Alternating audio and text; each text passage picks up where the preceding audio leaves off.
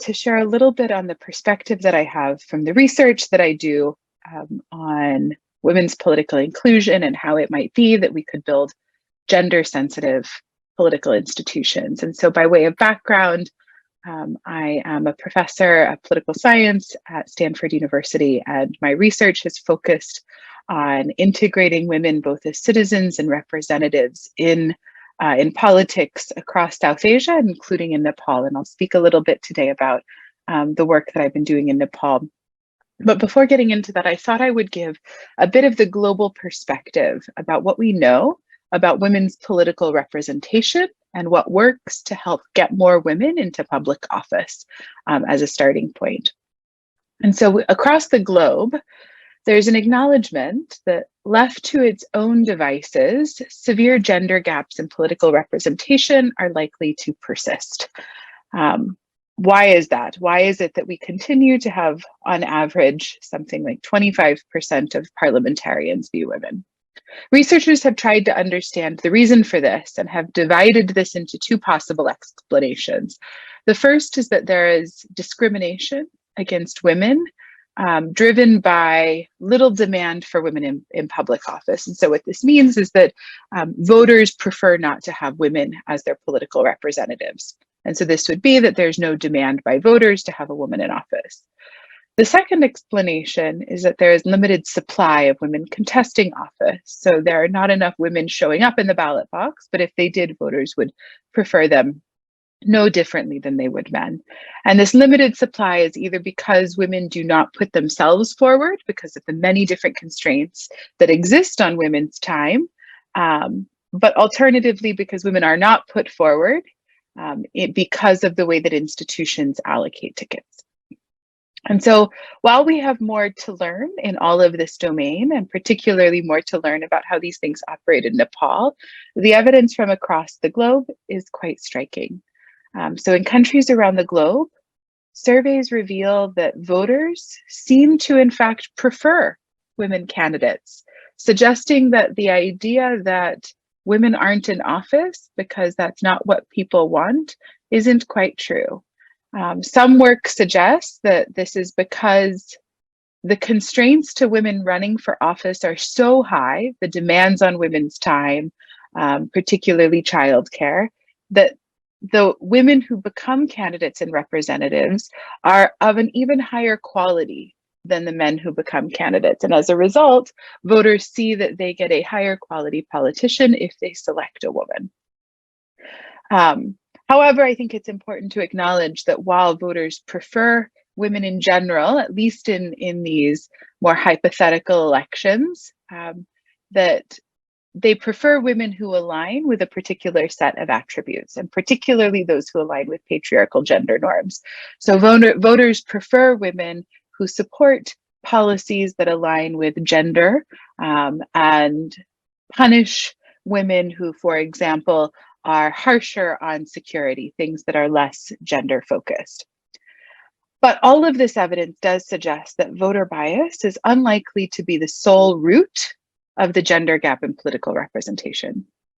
There's much more evidence of the second set of arguments, and particularly that political and party elites are less likely to field women unless they are constrained to do so. And then on top of that, knowing this and all the other hurdles that stand in their way, women reasonably opt out of even considering contesting office. And so this suggests that there might be a supply constraint, that women are less likely to contest in the first place. And so given that, the most common way that we see women coming to power across the globe is through legal mandate of quotas or reservations. The idea being that if we can fix the supply of women through some legal institution, then we can overcome this representation problem. And so more than 100 countries today have some form of quota that protects women's representation in public office. And so this is the largest policy intervention aimed at women's political inclusion in the world. Yet it's important to ask, how do we get quotas in the first place? And absent quotas, how do women get access to power? And the answer to both of these questions, from what evidence we have, appears to be in the value of fielding women for party elites. So what do I mean by that? I mean the value, having a woman as your candidate or having a quota in place, does that bring benefit to those who hold power in politics and in parties? And so one study of quota policy adoption in Europe, and I should note that a lot of this work is stemming from Europe, so there's more work to be done here, showed that quota laws were most likely to be supported and passed by parties who were threatened by a new competitor. And so given this increased competition in the election, they introduced quotas in the hopes that it would claim more votes from women and increase their chances of electoral success. Another study shows that absent quotas, so when there are no quotas in place, parties, again, this is from Europe, parties are more likely to field women candidates when elections are very competitive. And again, because they want to get support from women voters. And so what these studies highlight is that what might be a key to women's access to power is a political will driven by strategic incentives by parties and political elites. So when women voters are useful for parties, and when women representatives help parties get women voters, we see greater concessions to women's representation. So that's sort of a high-level overview of what we know so far of the challenges to women's representation broadly that I think will eventually help us think about how we can build gender-inclusive institutions. But before turning to that, I wanted to talk a little bit about the work that I have done in Nepal and share some evidence from my own study with a few other co-authors on women candidates and representatives in both the 2017 and 2022 elections. And so, as is widely known, and I doubt news to anyone in this audience, women achieved high levels of representation in the 2017 local elections, though this was mostly through the presence of quotas and legal protections, as in the evidence I just described. So what did we ask in our research? We wanted to understand which women from Nepal's diverse population were fielded for local political office and ultimately became political representatives. And our hope was that in understanding which women won political office, we can get a better understanding of what are the constraints to women's representation more broadly. And so I'm going to talk about two things that emerged from the analysis. The first was the importance of resources, and the second is the importance of networks. So the first thing that became clear is the importance of resources for contesting office. And so resources here, I'm thinking about broadly, both financial resources, but also skills and experience and education. And so we compared the education and household income of those men and women who contested and won office with the people who lived in their municipality or ward, but did not contest office. And what we found is that candidates have substantially higher education and income levels than the population at large, especially when contesting for these higher level municipal positions. Now, interestingly, these dynamics were even more stark for women. Men and women candidates and politicians exhibit roughly the same levels of education. So, for example, more than 70% of those who won municipal seats had at least 11th grade education, both men and women, and more than 20% of men and women had a bachelor's degree. But given that the average education level is much lower in the population for women, what this means is that the women who contested office represented an even smaller slice of the population relative to men. So the set of women who were, if you could consider this eligibility, even though it was not explicit eligibility, the set of women who had these levels of education was very small. And similar patterns were evident with respect to income. So what this tells us is that to be seen as a viable candidate, you have to have a set of attributes and a set of resources that are much rarer amongst women. Now, we might think of these as really useful and good attributes to have amongst politicians. So this may not be a bad thing, but it's worth noting that this is a constraint that women may face. The second thing that was clear from the work that we did in Nepal, as well as some other work that I've done in South Asia more generally, is the importance of networks in enabling women's capacity to run for office. So in our research, what we studied with respect to networks was the role of committee members on the committees who selected who to field as candidates for each party in these local elections. And we looked at both who are members of these committees, which I know has received discussion in the recent election, as well as what their decision-making process was over fielding women for office. And there are a few facts I thought I would share today. The first is that as of the 2017 election, there were very few women in these selection committees themselves, even less than there are women in office. So only 10% of these committees were women. Now, I know that this was a big topic of conversation in the 2022 elections, and there's now been implementation of increasing the representation in women's party committees, or in party committees of women. The second fact I thought I would share is that we see important variation in attitudes amongst those who are on these committees with respect to women's ability to perform in office. So out of all committee members, 40% that we surveyed said that they did not agree that women made as good of leaders as men. However, women committee members were much less likely to say this, and in fact, we're more supportive of having women as elected leaders. So this suggests that having women in these committees may not only increase the representation of women in these key institutions, but that it's likely to also change the attitudes of these institutions towards women's representation in office.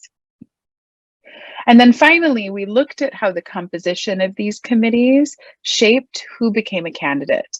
And who even contested for candidacy, sought nomination.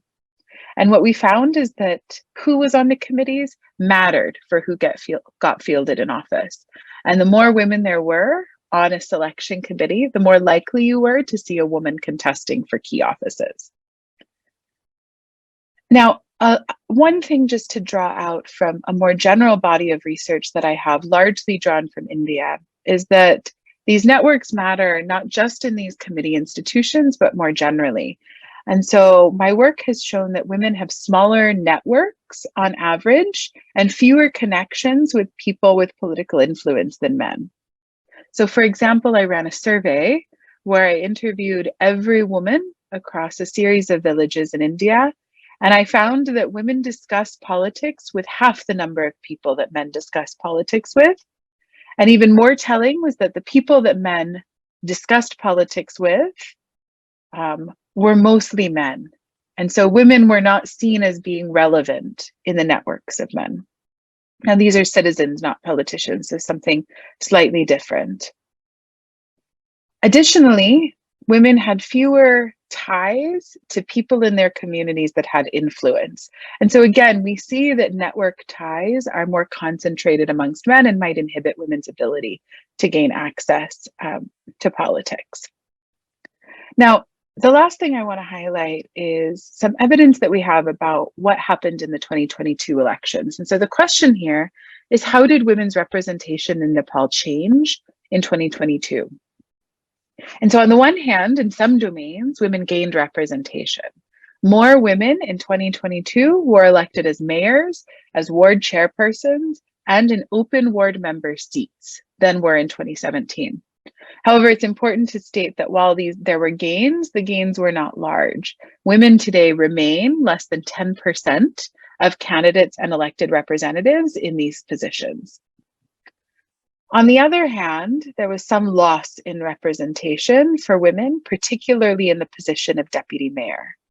Far fewer women were elected as deputy mayor in 2022 as compared to 2017. And so when you aggregate this across all positions, what we see is that there was an overall decline in the number of women in office in 2022 as compared to 5 years ago. And I think continuing to understand this trend is of deep importance to really understanding the constraints to women's representation and ultimately how we can solve those. So the last thing that I wanted to speak to is, well, if there was this decline in representation for women in deputy mayor positions, where did this come from? And so what we did was we looked at the women who had contested office in 2017 and wanted to see how many of those women recontested office in 2022. And what we found was that women were much less likely to recontest office in 2022 as compared to men. Additionally, the women who won election in 2017 were less likely than men to be re-elected to the same position in 2022, suggesting a larger incumbency advantage for men. And in fact, if you look at all of the candidates, the women candidates for office in 2017, 82% of them had left politics by 2022. 82%. This is really quite striking that the set of women is churning and turning over so much. Additionally, fewer new women entered politics in 2022 relative to men. So while more women are leaving, fewer women are entering, and so we're seeing a net negative effect on women's representation in politics. And so this suggests that while there may be institutional hurdles, like the composition of committees, there are also hurdles that we should think about in terms of a leaky pipeline for women in politics. And so I really appreciate you all taking the time to listen to the research that we're doing, which is ongoing. And so hopefully we'll continue to learn more. But the question then becomes, how do we make political institutions more gender sensitive? And so what I hope all of this highlights is that there is no silver bullet. As we've seen with quotas, no institution alone is likely to solve all of the challenges and constraints to women's representation, but that we should think about the constraints across many of these different domains and the challenges that women have in recontesting and contesting office. And we should also think about what are the challenges individual women have with respect to resources and networks and ties, as well as what is it that's leading women to drop out of of politics. But it's also important to think about who is making decisions on who is contesting office and why might they want or not want women in office. And so ultimately, I think this suggests that presence in candidates and representatives alone may not be enough. In fact, what we're seeing is that presence of women in politics is declining, but the presence of women across political institutions may help to really encourage and build more gender-sensitive political institutions. So with that, I will conclude. It was wonderful to get the chance to be with all of you virtually today, and would love to get your feedback over email at some point in the future. Thank you. म सबैलाई एकपटक जोरदार ताली बजाइदिन आग्रह गर्छु। मैले प्राविधिक साथीहरूले जानकारी पाए अनुसार अहिले सोलेजीले यो लाइभ हेरिरहनु भएको छ र उहाँको सम्मानमा म सबैलाई एकपटक जोरदार ताली बजाइदिन म आग्रह गर्छु। Thank you very much, Professor Sole, for this wonderful deliberation. अब म यस्तो सत्रमा प्रवेश गर्दैछु, यो प्रस्तुतिको माध्यमबाट एउटा लैङ्गिकता र महिला नेतृत्वको सवालमा एक किसिमको वातावरण बन्यो भन्ने हाम्रो विश्वास हो। सरकारका निकायहरूमा लैङ्गिक संवेदनशीलताको निर्माण भन्ने विषय केन्द्रमा रहेर हामीले कस्तो संयोग हेर्नुस् न, प्रश्नकर्ता पनि डाक्टर हुनुहुन्छ है निशाजी, जवाब दिनेहरू पनि 3टा डाक्टर हुनुहुन्छ। डाक्टर बिन्दा पाण्डेज्यू, डाक्टर बिपिन अधिकारीज्यू, डाक्टर सुचिता प्याकुर्यालज्यू। इन्ट्रेस्टिङ यो बन्छ जस्तो लागिरहेको छ कि मलाई। अनि बिचमा स्थानीय सरकार प्रमुख आउनुहुनेछ, उहाँको नाम पनि यहाँलाई जगजाहेर छ, आदरणीय बिमला अर्यालज्यू। र यो सेसनलाई सहजीकरणको लागि यो सेमिनार सत्रलाई म गभर्नेन्स ल्याबका कार्यकारी निर्देशक डाक्टर निशा वन्ताजीलाई आग्रह गर्छु। धन्यवाद। हजुर, थ्याङ्क यू कमलजी। सबैलाई नमस्कार पहिला त। अनि मलाई चाहिँ यहाँ के मेसेज पनि आएको छ भने हाम्रो यो प्रोफेसर सोलेदारको चाहिँ इङ्ग्लिसमा प्रेजेन्टेसन भएको कारणले चाहिँ सानो एउटा समरी पनि गरिदिनु भनेर चाहिँ मैले हत्तपत्त नोट्स लेखेर चाहिँ गर्ने प्रयास गरेको छु. So please give me just few minutes. म चाहिँ एउटा सानो एउटा कन्क्लुजिङ रिमार्क्सहरू चाहिँ उहाँको बारेमा चाहिँ उहाँको रिसर्चको बारेमा चाहिँ दिन चाहन्छु. उहाँको प्रेजेन्टेसनले चाहिँ अभियसली उहाँले यहाँ इन्डियामा धेरै रिसर्च गर्नुभएको छ र नेपालमा पनि अहिले सुरु गर्नुभएको छ.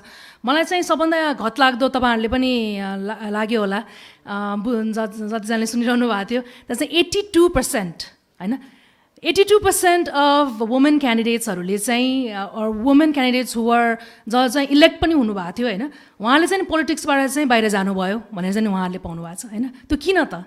हाम्रो कोटा सिस्टम छ, हाम्रो यति धेरै नीतिहरू छन् होइन, तर किन भयो त भनेर चाहिँ उहाँले चाहिँ 2-3वटा कुराहरूको चाहिँ इस्युज के are these could be one of the reasons भनेर चाहिँ भन्नुभएको छ होइन. एउटा त हो रिसोर्स. भन्नुको कारण चाहिँ रिसोर्स भन्दाखेरि पैसा मात्रै होइन, resource in the sense education लेभलको कुरा गर्नुभयो उहाँले होइन. र अर्को चाहिँ सञ्जालको पनि कुरा गर्नुभयो, नेटवर्किङ. हाम्रो उहाँहरूको रिसर्चमा चाहिँ के पाउनु भएको रहेछ भने वुमेन्स क्यान्डिडेटहरूको चाहिँ नेटवर्क सञ्जालहरू चाहिँ एकदम लिमिटेड भयो कि होइन, in comparison to male candidates होइन. उहाँहरूको रिसर्चले चाहिँ त्यो पनि अगाडि आएको छ भनेर भन्नुभयो होइन. र उहाँको मलाई अर्को एउटा एकदम इन्ट्रेस्टिङ चाहिँ के लाग्यो भन्दाखेरि चाहिँ क्यान्डिडेट्सको नम्बर मात्रै होइन, हामीले चाहिँ सेलेक्सन कमिटीहरू पनि त हुनुहुन्छ नि होइन. सेलेक्सन कमिटीमा महिला हुनुहुन्छ कि हुनुहुन्न होइन, त्यो पनि एकदमै इम्पोर्टेन्ट रहेछ भनेर चाहिँ उहाँहरूको रिसर्चले पनि पाउनुभयो भनेर चाहिँ भन्नुभएको छ. सेलेक्सन कमिटी, सेलेक्सन गर्ने तरिका होइन, त्यो कुराहरू पनि हामीले चाहिँ सोच्नुपर्छ. क्यान्डिडेटको के अरे इन्डिभिजुअल क्यान्डिडेटलाई मात्रै हामीले चाहिँ नि सोचेर चाहिँ हुँदैन भनेर चाहिँ मैले चाहिँ त्यति कुरा चाहिँ मैले जट डाउन गर्न सकेँ. होपफुली म चाहिँ उहाँको यो जुन प्रेजेन्टेसन चाहिँ विल ट्राई टु, यो चाहिँ हामीले नेपालीमा पनि एकचोटि सबटाइटल मात्रै भए पनि गरेर त्यो चाहिँ हजुर सबैजनासँग चाहिँ सेयर चाहिँ गर्छौँ हामी पछि आफ्टर द कन्फरेन्स. त्यो भएपछि चाहिँ अलिकति क्ल्यारिफाई चाहिँ हुन्छ होला भन्ने लाग्छ है. So thank you so much. अब चाहिँ म हाम्रो यो सेसनको चाहिँ सुरुवात गरौँ. पहिला चाहिँ म हाम्रो यो स्पिकर्सहरूलाई चाहिँ प्लिज यहाँ आइदिनु हुनुमा चाहिँ अनुरोध गर्दछु. हाम्रो बिन्दा पाण्डेजी, डक्टर बिपिन अधिकारीजी पनि मैले देखिनँ, हुनुहुन्छ यतै ए पछाडि बसिरहनु भएको रहेछ हजुर. अनि प्याकुरेलजी प्लिज प्लिज आउनुहोस् हजुर. अब डक्टर बिन्दा पाण्डे त हामीहरू सबैजनाले चिनिरहेकै माननीय हुनुहुन्छ. उहाँ अभियसली पोलिटिसियन हुनुहुन्छ र हाम्रो प्रतिनिधि सभाको सदस्य पनि हुनुहुन्थ्यो र अहिले चाहिँ उहाँ लेखकको रूपमा उहाँको चाहिँ एउटा किताब वुमन इन नेपाली पोलिटिक्स समानताको पाइलाहरू भन्ने पनि अहिले मार्केटमा छ. I request everybody to have a look at it. अनि हाम्रो डक्टर बिपिन अधिकारी हुनुहुन्छ, उहाँ हाम्रो काठमाडौँ युनिभर्सिटीको स्कुल अफ लको प्राध्यापक हुनुहुन्छ र डक्टर सुचेता प्याकुरेल उहाँ हाम्रो आइआइडिएसको सेन्टर फर गभर्नेन्सको डिरेक्टर हुनुहुन्छ. अनि त्यसै गरेर म चाहिँ हाम्रो सुनवाल नगरपालिकाको नगर प्रमुखजी बिमलाजीलाई पनि आसन ग्रहण गरिदिनु हुन चाहिँ अनुरोध गर्दछु. उहाँ चाहिँ हाम्रो डिस्कसनको रूपमा यहाँ हुनुहुन्छ. यसै गरी मेरो यो फसिलिटेटर ध्रुवलाई पनि बस्दिनु आदर गर्छु. उहाँ चाहिँ हाम्रो गभर्नेन्स ल्याबको डक्टरल रिसर्चर हुनुहुन्छ र अहिले हाम्रो यो Q&A सेसन चाहिँ उहाँले म्यानेज गर्नुहुन्छ. लुकिङ एट द टाइम, म अब फसिलिटेटरको हैसियतले चाहिँ म अलिकति म्यानेज गर्न चाहिरहेको छु. हामी चाहिँ हाम्रो 3जना स्पिकर्सहरूबाट चाहिँ प्रेजेन्टेसन गरिसकेपछि हाम्रो बिमला अरियालजीले चाहिँ अलिकति डिस्कसन गरिसक्नु भएपछि Q&A सेसन राख्छौँ. त्यसको लागि चाहिँ एउटा सानो इन्स्ट्रक्सन. अघि चाहिँ अलिकति अघिको सेसनमा चाहिँ अलिकति धेरै Q&A भन्दा स्टेटमेन्ट बढी भयो कि भन्ने चाहिँ लागेकोले चाहिँ केही गरेर यो प्रेजेन्टेसनको बिचमा तपाईँलाई क्वेसनहरू जिज्ञासा आछ भने तपाईँहरूसँग कागज छ होला, त्यसमा कागजमा एकचोटि लेखिदिनु होला र यसो तपाईँहरूको क्वेसन आएपछि यसो हातमाथि राखिदिनु.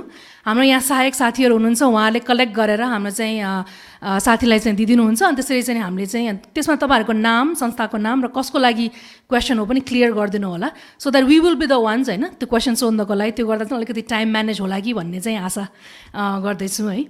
सो म यो सेसन सुरु गर्नुभन्दा पहिला चाहिँ हाम्रो यो स्पिकर्सहरू बोल्नुभन्दा पहिला चाहिँ म एउटा किन त हामीले यो सेसन डिजाइन गऱ्यौँ होइन, किन गर्दैछौँ त यो टपिकमा हामी किन कुरा गर्दैछौँ भन्दा चाहिँ हामीले जति पनि अनुसन्धानहरू गरेँ, जति पनि यस्तो डिस्कसनहरूमा आएका छौँ, जति पनि हामीले कुरा गर्छौँ लैङ्गिकताको कुरा गर्दैछौँ, लैङ्गिक समानताको कुरा गर्छौँ, हामी चाहिँ रिप्रेजेन्टेसनमा नै अड्केका छौँ कि जस्तो लाग्यो कि. हुन्छ कतिजना महिला क्यान्डिडेटहरू हुनुहुन्छ होइन, स्पिकरहरू कति महिला राख्नु भएको छ तपाईँहरूले हरेक प्यानलमा होइन, त्यतिमै अड्केको हो कि जस्तो लाग्यो कि. तर हामीले चाहिँ we have to go beyond होइन. हामीले चाहिँ सेन्सिटिभिटी, हामीले चाहिँ अब यो रिप्रेजेन्टेसनबाट अगाडि बढेर जेन्डर सेन्सिटिभिटी हाम्रो जुन संस्थाहरूमा चाहिँ छ कि छैन भन्ने चाहिँ त्यो डिस्कसन गर्नु पर्यो भनेर चाहिँ हामीले यो कुरा अगाडि लगेका हौँ होइन। अब म पनि एउटा जेन्डर स्पेसलिस्ट नै हुँ होइन। हामीले भन्छौँ कि एउटा चाहिँ हामीले चाहिँ जेन्डर ब्लाइन्डनेसदेखि होइन देखि चाहिँ अब जेन्डर ट्रान्सफर्मेसन भनेको चाहिँ रूपान्तरणसम्म चाहिँ हामी जानुपर्छ भनेर चाहिँ हामी कुरा गर्छौँ होइन, लैङ्गिक रूपान्तरण। अब त्यसको चाहिँ थरी थरीको स्टेपहरू छ र एउटा सिग्निफिकेन्ट स्टेप भनेको चाहिँ सेन्सिटिभिटी हो होइन। सो हाम्रो यो सरकारी संस्थाहरूमा, हुन त यो कुरा सरकारी संस्था मात्रै होइन हरेक संस्थाहरूमा कुरा गर्नुपर्ने हो, तर आज हाम्रो नेपाल गभर्नेन्स सिम्पोजियमको कुरा गर्दाखेरि चाहिँ सरकारी संस्थाहरूमा चाहिँ कसरी त हामी जेन्डर सेन्सिटिभिटी चाहिँ बिल्ड गर्ने र त्यो डिस्कसनहरू चाहिँ कसरी अगाडि बढाउने भने चाहिँ हाम्रो आजको डिस्कसन होस् भन्ने चाहिँ हाम्रो प्रयत्न छ। त्यही कारणले गर्दा चाहिँ म आज हाम्रो सबभन्दा पहिला डाक्टर बिन्दा पाण्डेजीलाई चाहिँ रिक्वेस्ट गर्छु एड्रेस गर्नको लागि।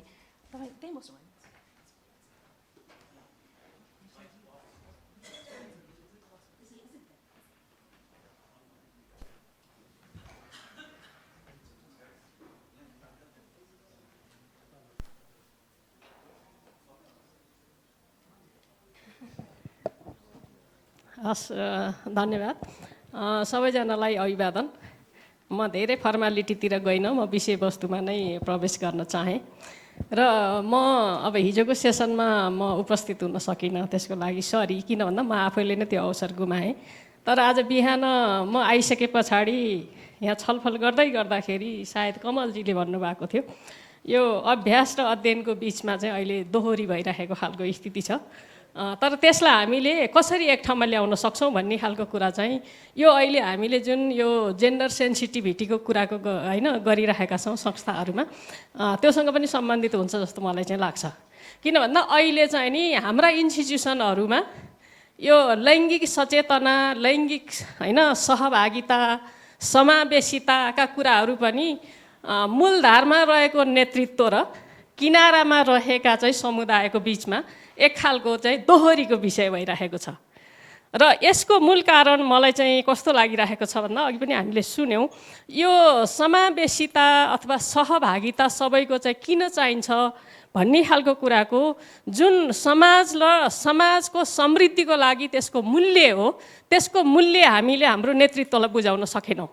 त्यो राजनैतिक नेतृत्व मात्रै होइन, त्यो चाहिँ नि हाम्रो होइन एउटा ब्युरोक्रेसीको लिडरसिपदेखि लिएर चाहिँ यो कम्युनिटी लेभलसम्म जाँदाखेरिमै पनि यो समावेशिताको मूल्य समाजले कसरी चाहिँ नि सदुपयोग गर्न सक्छ त, र त्यसले गर्दा यो समाजको समृद्धिको लागि चाहिँ यसको होइन धेरै मूल्य हुन्छ भन्ने खालको कुरा हामीले बुझाउन सकेनौँ। उहाँहरूले बुझ्नु भएन भन्दा नि अब हामी जसले कुरा उठाइरहेका छौँ हामीले बुझाउन सकेनौँ, जसको कारणले दृष्टिकोण परिवर्तन गर्न सकिएन। र त्यो दृष्टिकोण परिवर्तन गर्न नसक्दाखेरिमा अहिले पनि एउटा पक्ष माग्ने र अर्को पक्ष उपलब्ध गराउने दिने भन्ने खालको स्थितिमा चाहिँ नि हामी जुन रहिरहेका छौँ, त्यसले गर्दाखेरिमा मैले चाहिँ अहिलेको यो जुन खालको प्रणाली छ यो प्रणालीकै कुरो गरिराख्दा नि अहिले जब क्वेसन उठ्न थालेको छ, अघिको सेसनमा पनि हामीले सङ्घीयताको बारेमा जुन कुराहरू गऱ्यौँ, हामीले प्रणाली परिवर्तन गरिसकेपछि त्यो प्रणालीले माग गरे अनुसारका हाम्रा चाहिँ नि कानुनहरू, हाम्रा चाहिँ नीतिहरू, हाम्रा व्यवहारहरू, हाम्रा बोलीहरू फेरिए कि फेरिएनन्, हामीले त्यतातिर ध्यान दिन सकेनौँ। जसको कारणले प्रणाली परिवर्तन गरिसकेपछि त्यो प्रणालीले माग गरे अनुसारको प्रवृत्ति हामीले परिवर्तन गर्न सक्नु पर्दथ्यो। त्यो भनेको मोर चाहिँ यो आर्थिक, सामाजिक, सांस्कृतिक परिवर्तन रूपान्तरणसँग जोडिएको कुरा हुन्छ, त्यतातिर हाम्रो धेरै ध्यान जान सकेन, जसको कारणले अनि हामी प्रणालीमाथि नै फेरि प्रश्न उठाउन थाल्यौँ र हाम्रो सबैभन्दा ल्याकिङ भनेको चाहिँ त्यहाँ हो जस्तो मलाई लाग्छ। र अहिले भर्खरै उहाँले पनि हाइलाइट गर्नुभएको त्यहाँ रिसर्चबाट पनि आएको कुरा जुन भन्यो 82% महिलाहरू फेरि चाहिँ किन चाहिँ होइन के अरे क्यान्डिडेट भएनन्, दिइएन, नभएको होइन, इच्छा नभएको होइन।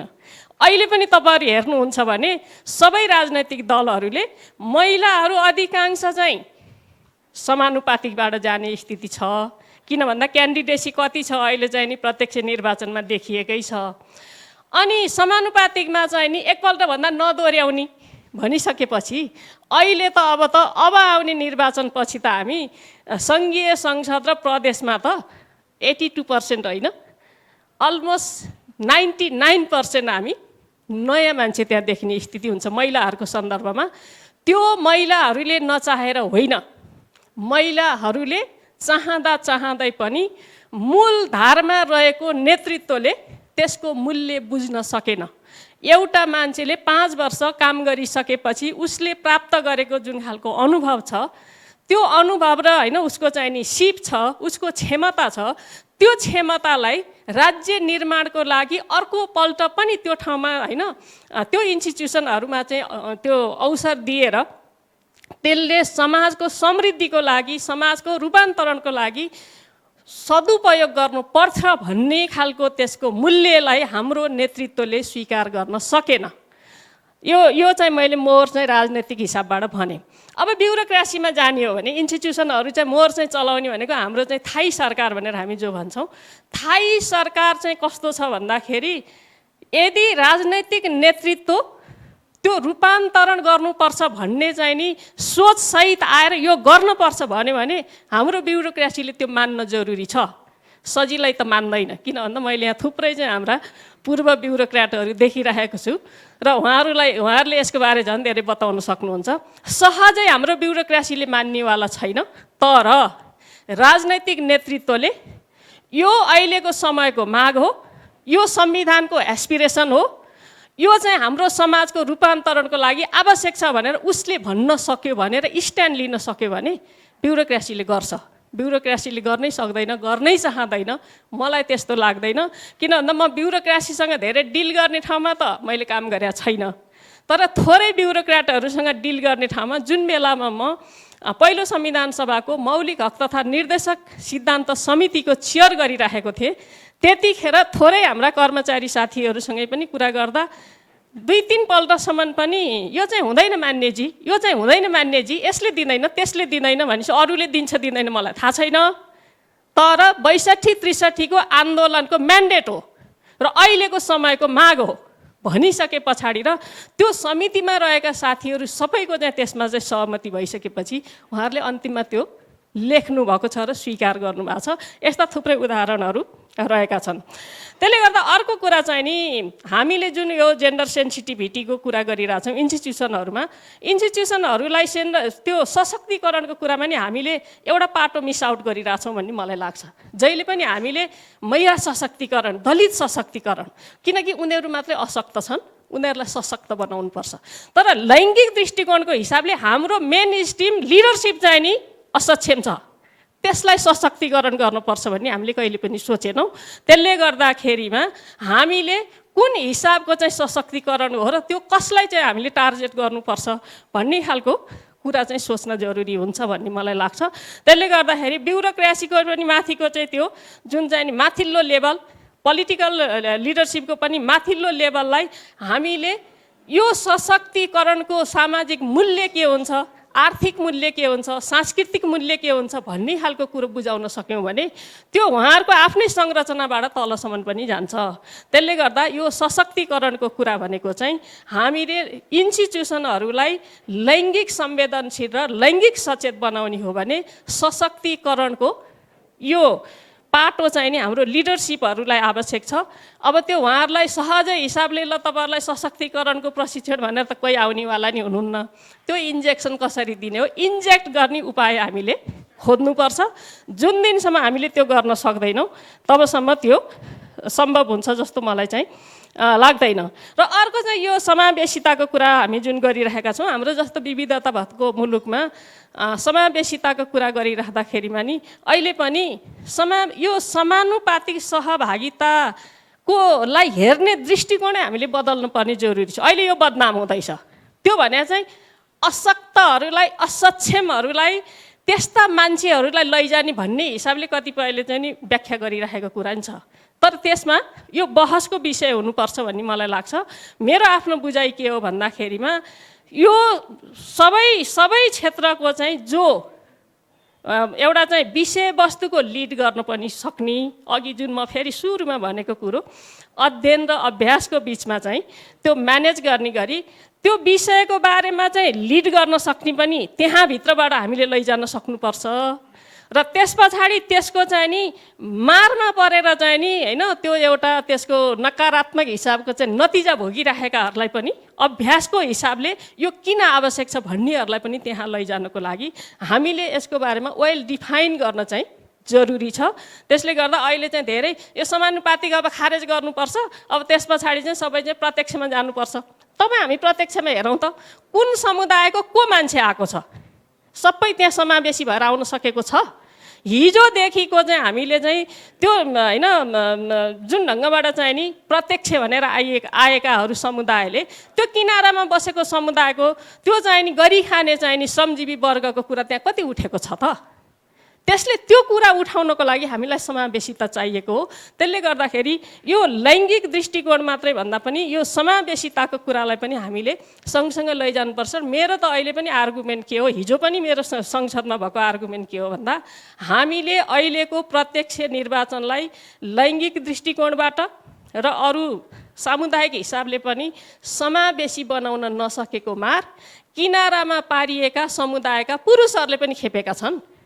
त्यहाँ चाहिँ पुरुषहरू जो चाहिँ यो समानुपातिकबाट त्यहाँ जान पाउनु पर्थ्यो उहाँहरू त वञ्चित हुनुभएको छ नि। अनि हामीले महिलाको टाउको गनेर मात्रै अथवा दलितको टाउको गनेर मात्रै हामीले समाजलाई समृद्ध बनाउन सक्दैनौँ। त्यसले गर्दाखेरि ती पक्षहरूमा हामीले सोच्नुपर्ने जरुरी छ र स्थानीय तहकै कुरा गर्ने भने पनि एकदमै नागरिकसँग काम गर्ने चाहिँ हाम्रो स्थानीय सरकार हो। त्यो स्थानीय सरकारमा पनि हामीले सदस्यमा चाहिँ 50% महिला त निर्वाचित गर्यौँ। तर मैले जुन बेलामा त्यो कानुन बन्दै गर्दाखेरिमा 2 जना महिला मध्ये 1 जना चाहिँ नि दलित समुदाय हुनुपर्छ भन्दाखेरि मैले त्यतिखेर पनि भनेको थिएँ दलितको प्रतिनिधित्व महिलाले मात्रै गरेर हुँदैन, त्यहाँभित्र पनि 50% हुनुपर्छ।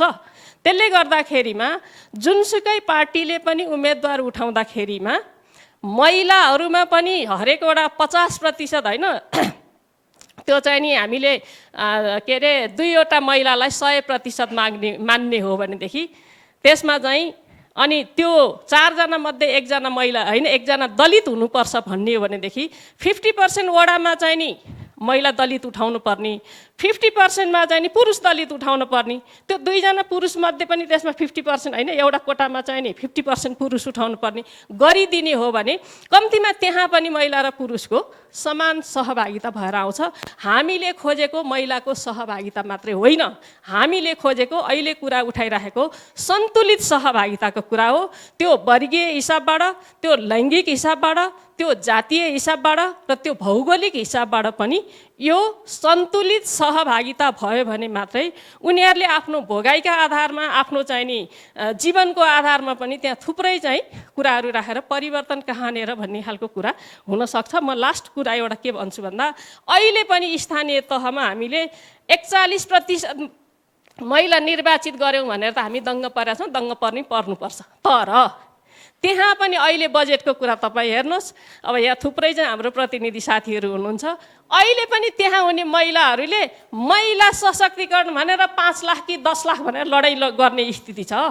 स्थानीय तहमा त समग्रमा त्यहाँ चाहिँ सबैको होइन एउटा समान हिसाबबाट चाहिँ नि विकास हुने, समृद्धि हुने हिसाबबाट चाहिँ नि भए जति सबै योजना र बजेटलाई हामीले त्यसरी सोच्नुपर्ने हो नि। अनि हिजो हाम्रो जुन निकायको बेलाको चाहिँ नि कति प्रतिशत दलितलाई कति प्रतिशत महिलालाई भन्ने स्थिति छ।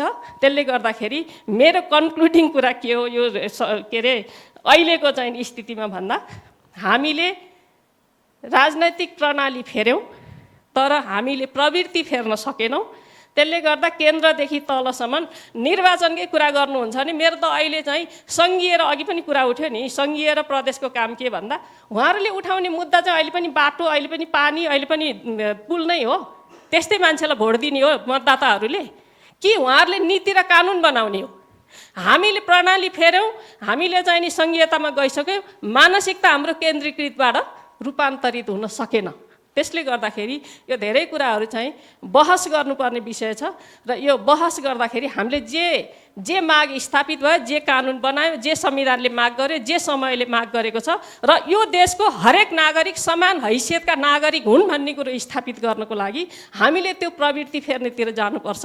अब प्रणाली फेरि पनि प्रणालीतिरै क्वेसन गरेर प्रणाली फेर्नेतिर होइन, 10 वर्षमा हामीले संविधान पुनरावलोकन गर्ने भन्ने खालको जुन कुरा छ यो 82 मा यही अब आउने संसदले गर्ने कुरा हो। त्यसले गर्दा यो कुरामा हामी सबै एकदम चाहिँ गम्भीरतापूर्वक लागौँ र के कुरा परिवर्तन गर्नुपर्ने छ संविधान र कानुनमा र प्रवृत्तिमा भन्ने खालको कुरो हामीले त्यसरी जान सक्यौँ भनेदेखि हामीले यो लैङ्गिक पाटोलाई छुट्टै टापु बनाएर जाने हुँदै होइन। हरेक ठाउँमा लैङ्गिकताको विषय छ, त्यही ठाउँमा हामीले यसलाई सम्बोधन गरेर जान सक्यौँ भने मात्रै त्यतिखेर चाहिँ हामीले इन्स्टिट्युसनहरू भनेको त्यो इन्स्टिट्युसन भन्दा नि त्यो इन्स्टिट्युसनमा रहनेको त्यो दिमागलाई चाहिँ हामीले लैङ्गिक हिसाबबाट चाहिँ सचेत बनाउन सक्यौँ भने त्यो दिन चाहिँ रूपान्तरण हुनसक्छ। यसको मोडेलिङ भनेको हरेक तहमा हरेक संस्थामा बस्ने फर्स्ट पर्सनले गर्नुपर्छ। त्यसले गर्दा मेयर पुरुष भए पनि महिला भए पनि उहाँहरू महिला र पुरुष होइन, इलेक्टेड भइसकेपछि सबैको चाहिँ नेता हो र उहाँहरूले यो सबै कुराको चाहिँ एस्पिरेसनलाई बोक्न सक्नुपर्छ भन्ने हिसाबले जानुपर्छ। धन्यवाद। थ्याङ्क यू बिन्दाजी। अब म डाक्टर बिपिन अधिकारी। हजुर हजुर हुन्छ प्लिज। ओके हजुर उहाँको प्रेजेन्टेसन एकचोटि ल्याइदिनुहोस्। यहीँ बस्नुहोस्।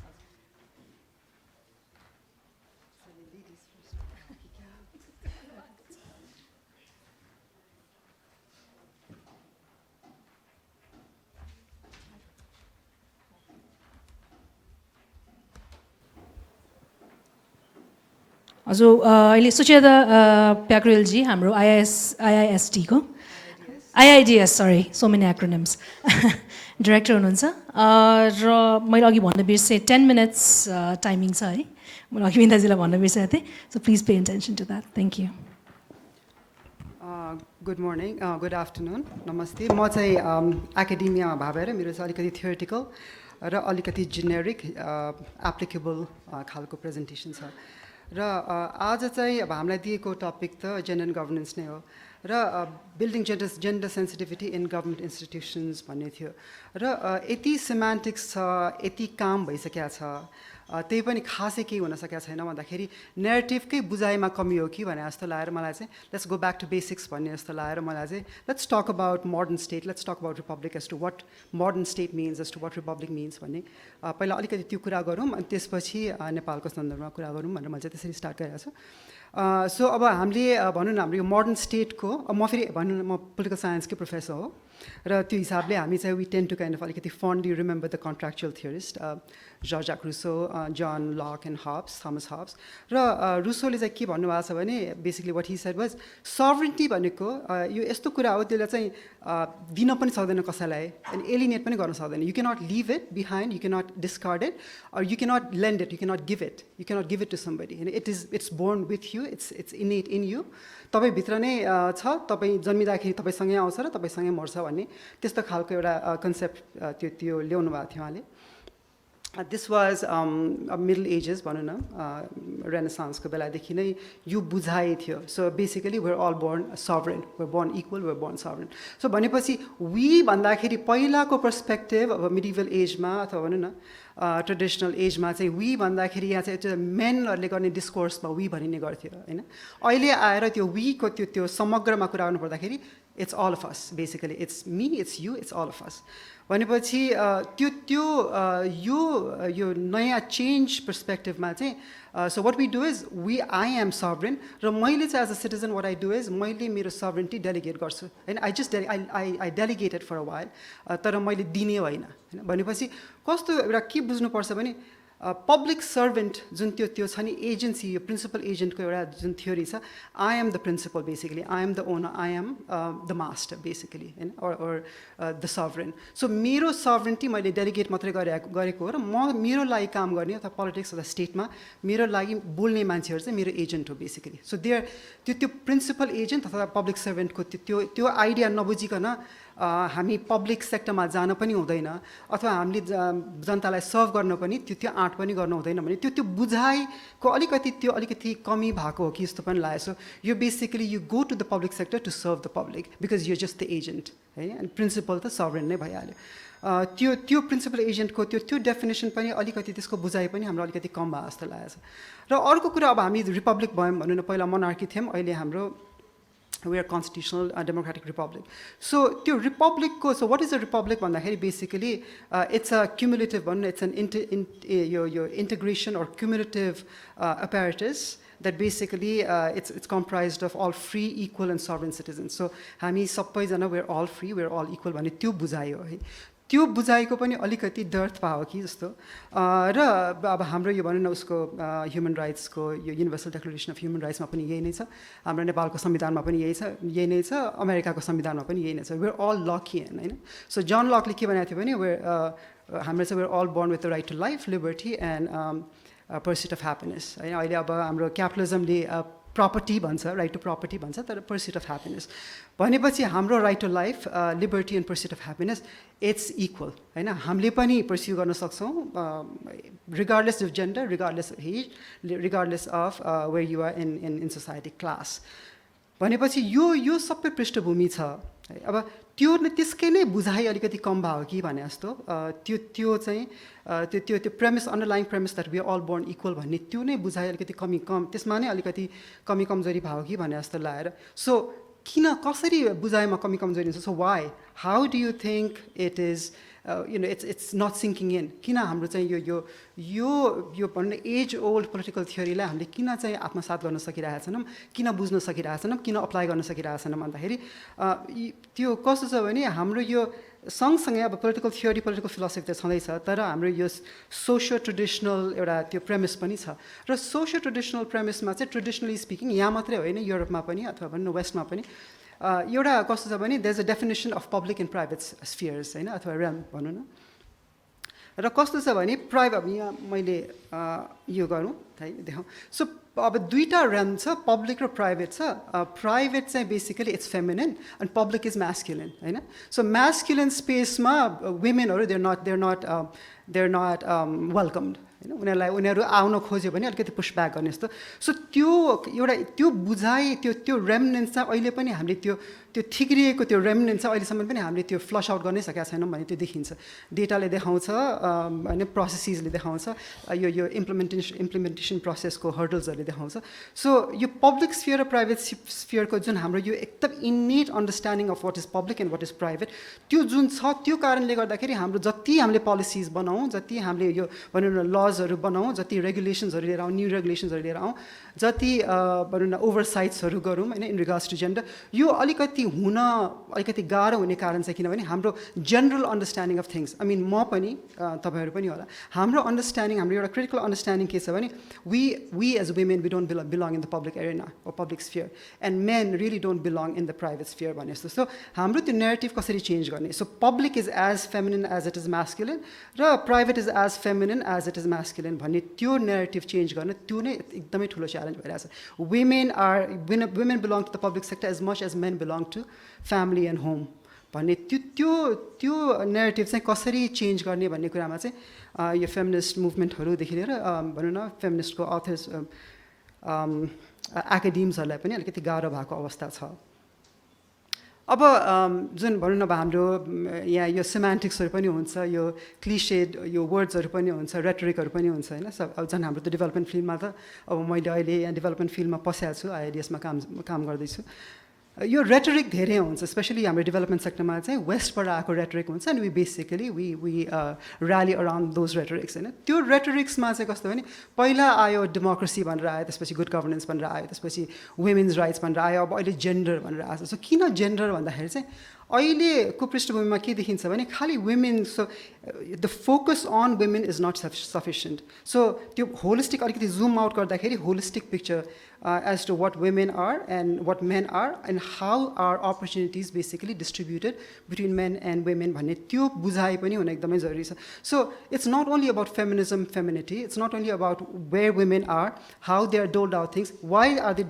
doled out lesser opportunities it's also about masculinity है it's also about men and masculinity and masculine opportunities so तौलेर मतलब दाँजेर हेर्ने हो नि त त्यो त हैन हामीले डेटा आँकडा तथ्याङ्क हेर्दाखेरि त एउटा पृष्ठभूमि त चाहियो भन्दाखेरि त्यो सबै त्यो उहरू एलिमेन्ट्सहरू हेर्दाखेरि चाहिँ one thing that was missing and one thing that we have started looking at now is men and masculinity as to what masculinity actually is र masculinity ले feminine processes लाई कसरी impact गर्छ भन्ने कुरा त्यो कुरा पनि बुझ्न जरुरी छ नेपालमा त्यसको अझै पनि त्यसको भनौं न एउटा डिस्कोर्स चाहिँ इन्टेन्स एउटा इन डेप्थ डिस्कोर्स हुन चाहिँ अझै त्यो बाँकी नै छ अलिकति डर्थ नै छ जस्तो लाग्छ मलाई त्यही भएर त्यो पनि सो वाइ जेन्डर भन्दाखेरि it's not only about female women it's also about men so therefore gender so gender and governance as to where men are in governance as oppose to where women are in governance भन्ने त्यस्तो खालको एउटा बुझाइ पनि हुन जरुरी छ so अब के हो त वाट इज गभर्नेन्स भन्दाखेरि चाहिँ मैले यहाँ लेखेको छु इट्स यो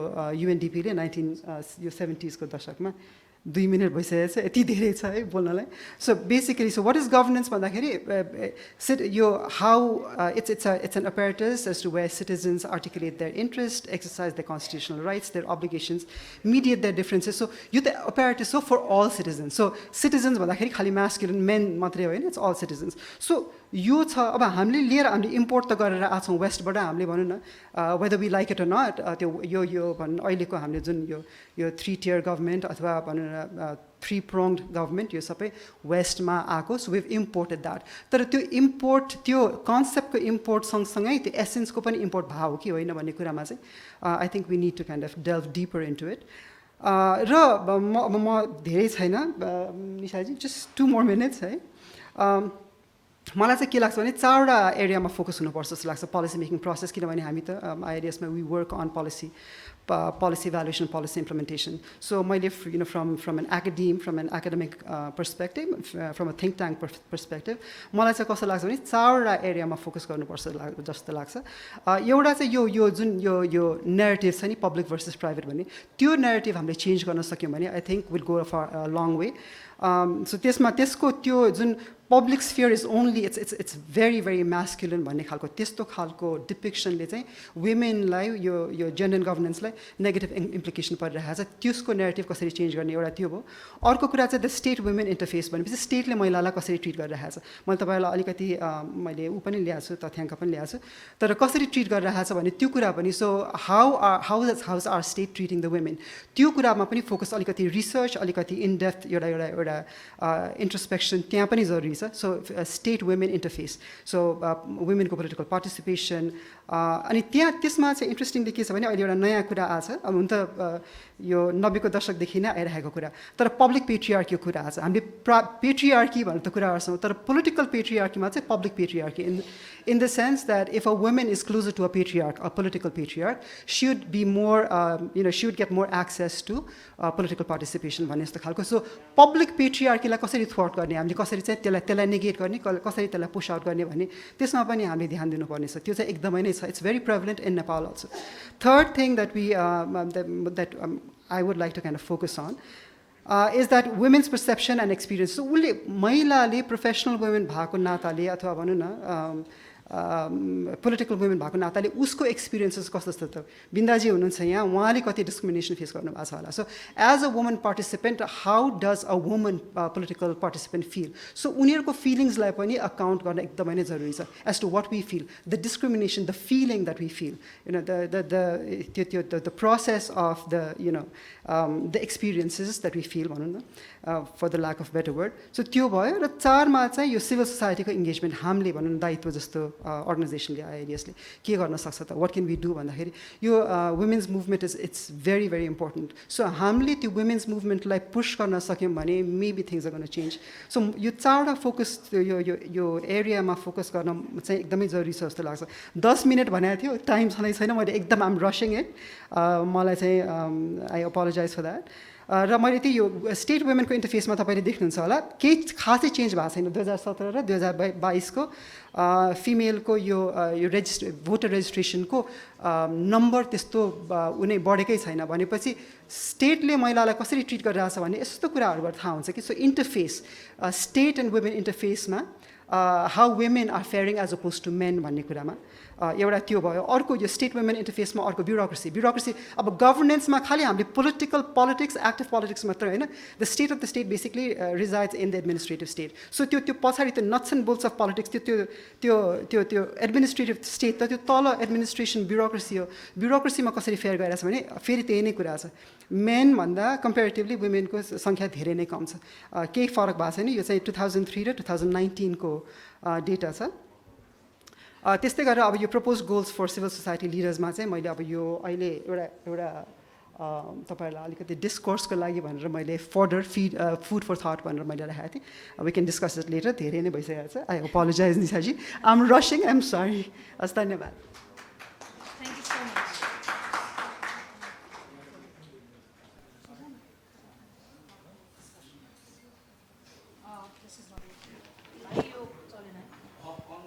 Bye.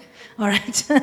Thank you so much, Dr. Pyakuryal. I think alikati theoretical bhaye tapani I think it has a very relevance to the practical aspect to women in politics and the system as well. So thank you so much. Obviously, हामी विभिन्न अधिकारी का जाँदै छौँ. Please.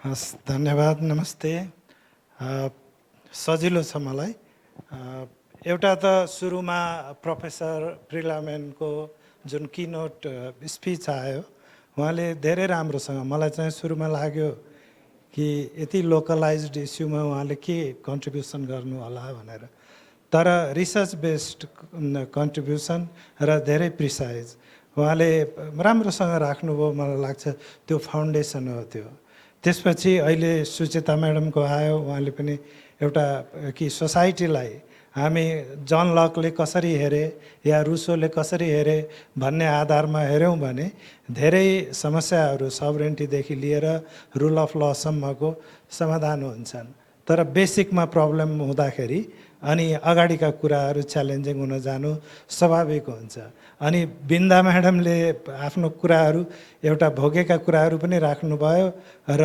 एउटा लिडरसिपको challenge पनि राख्नुभयो यो मेरो कुरो धेरै थोरै छ हामी दुईटा पक्ष हेर्न सक्दछौँ यो जेन्डरको इस्युमा र अब पहिलो पक्ष भनेको हामी मूल्य मान्यताको कुरामा नेपालमा समस्या छ जस्तो मलाई लाग्दैन एटलिस्ट कन्स्टिट्युसनल फाउन्डेसन हेऱ्यौँ भने हामी धेरै देशहरूभन्दा धेरै कानुन प्रणालीहरूभन्दा अगाडि छौँ किनभने हाम्रो संविधान पछि लेखियो अनि हामीले अहिलेका समस्याहरू बुझ्न पनि पायौँ र धेरै मान्छेले चिताए जस्तो कि केवल अब मेल भएका कारणले गर्दा फिमेलको पक्षमा हुँदैन भन्ने त्यो चाहिँ सही होइन त्यो के हो भने सेन्सिटाइजेसनको एउटा लेभल हुन्छ त्यो लेभल कोसँग छ त्यसबाट काम हुने हो जोसँग छैन उसबाट हुँदैन त ठ्याक्कै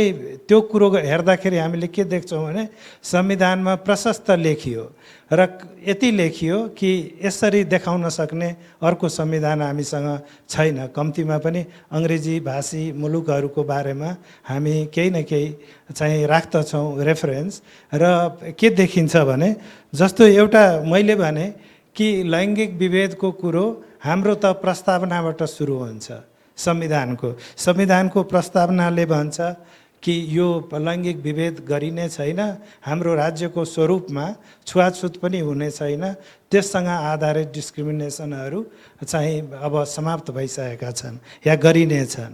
अनि त्यसपछि हामी समानता र कानुनको समान संरक्षणको कुरा गर्छौँ, त्यहाँ पनि अरू कुराहरू त पहिलेदेखि थिए। वैवाहिक स्थितिदेखि गर्भावस्थाको कुरादेखि लैङ्गिक तथा यौनिक अल्पसङ्ख्यकको अधिकारका कुराहरूसम्म संविधानमा परेको छ। कति संविधानमा त्यस्तो कुरो होला? त्यस्तै हामीले देख्दछौँ कि पारिश्रमिक दिने लिने कुरामा जेन्डर चाहिँ डिस्क्रिमिनेसन हुनु हुँदैन, पैतृक सम्पत्तिका सम्बन्धमा हुनु हुँदैन, अपराधको पीडित यो अपराध पीडितको हकदेखि लिएर तपाईँ गोपनीयताको अधिकारसम्म लैङ्गिकतासँग सम्बन्धित इस्युहरू हामीले इन्भोक गर्न सक्दछौँ अड्डा अदालतमा। त त्यति मात्र होइन कि संविधानको जुन बेसिक एउटा चाहिँ सामाजिक न्यायको र रूपान्तरणको जुन पोलिसी छ, त्यो पोलिसीमा पनि यो विषयहरू परेको छ। र मलाई लाग्दछ जुन सुरुमा भने मूल्य मान्यताका कुरामा हामीलाई समस्या छैन। दोस्रो पक्ष भनेको प्रतिनिधित्वको कुरा हो। त्यो पनि मलाई लाग्दछ धेरै राम्रो इन्करेजिङ हामीसँग व्यवस्थाहरू छन् र त्यहाँनिर पनि संविधानमा लेखिएका कुराहरूमा समस्या छैनन्। अब तेस्रो पक्ष भनेको प्रयोगको कुरा हो। अनि प्रयोग हुने ठाउँमा जहाँ जहाँ चाहिँ हामीसँग समस्या छ त्यहाँ हामीसँग रणनीति छैन।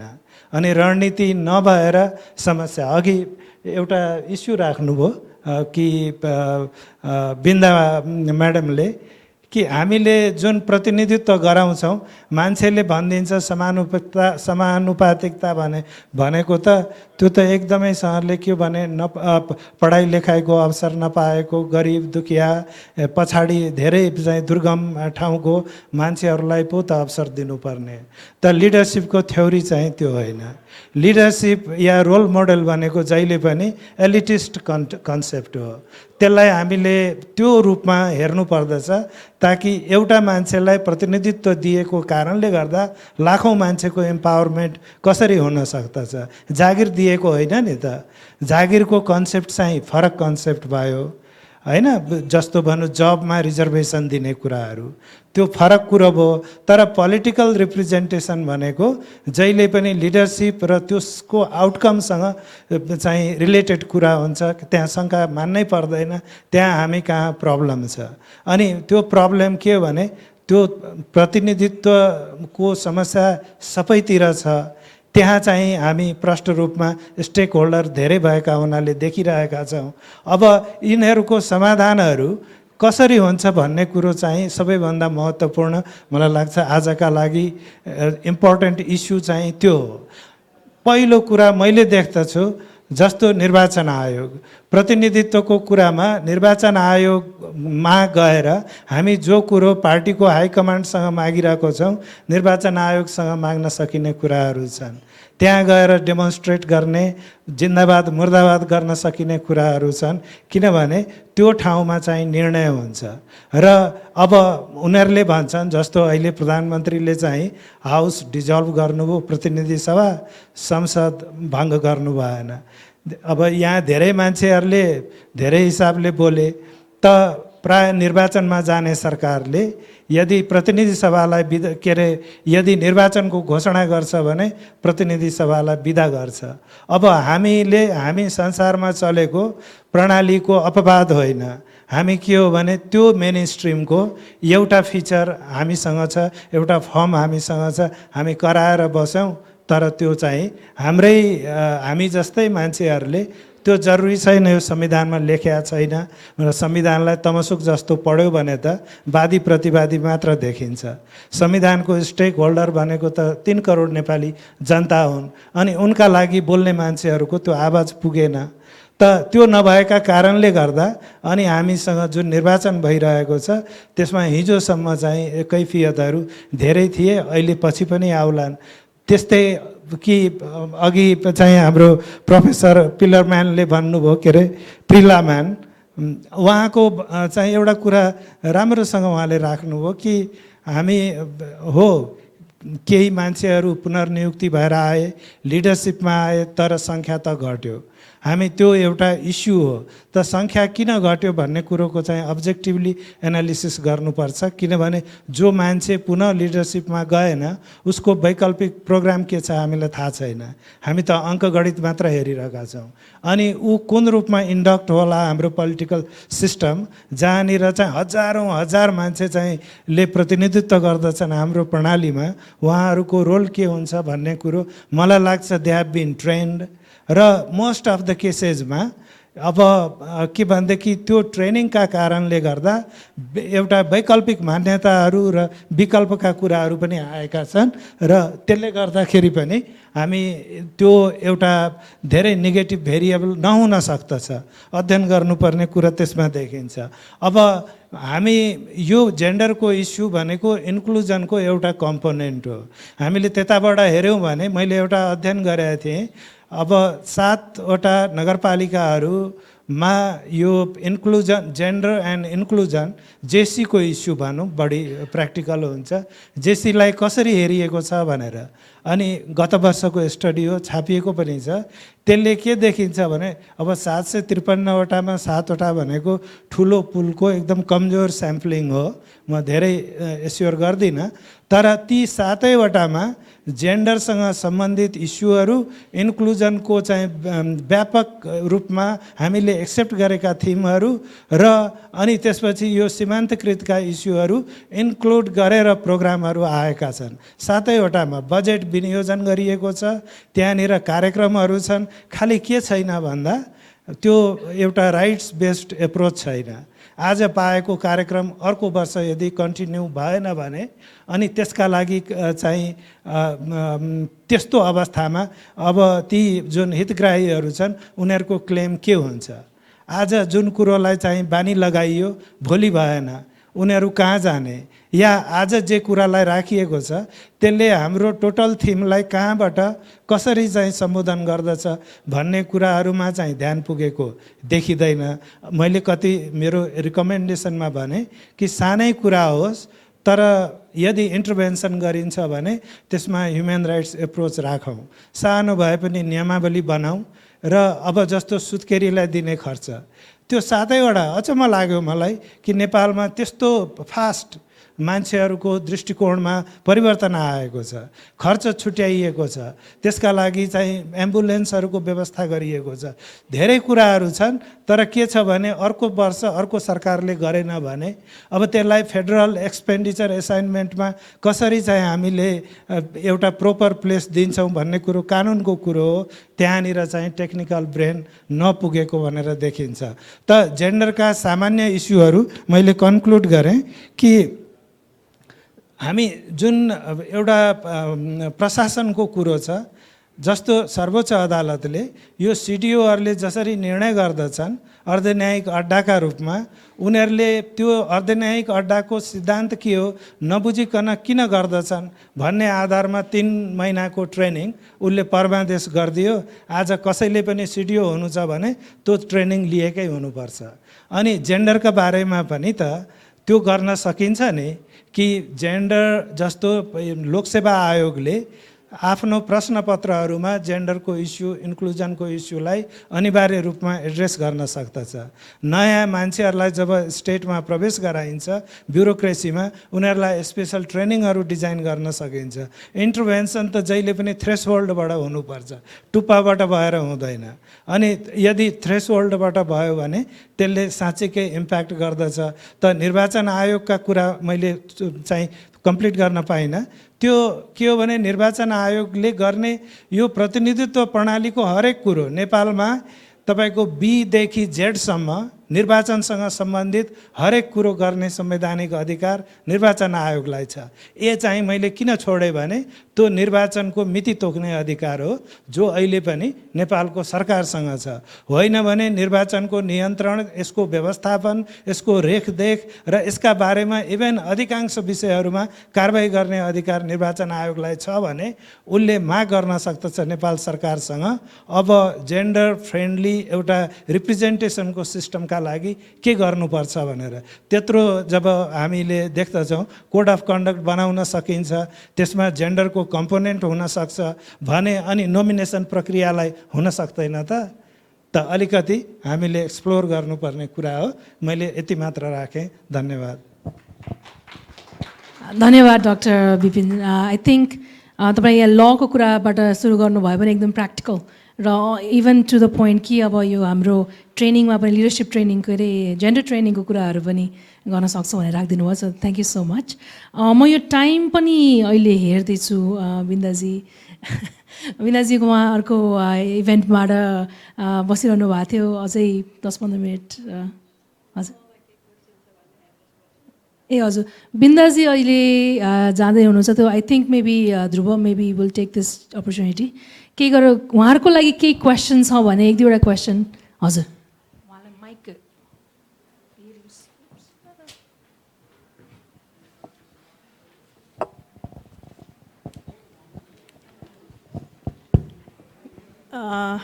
फेरि पनि नमस्कार।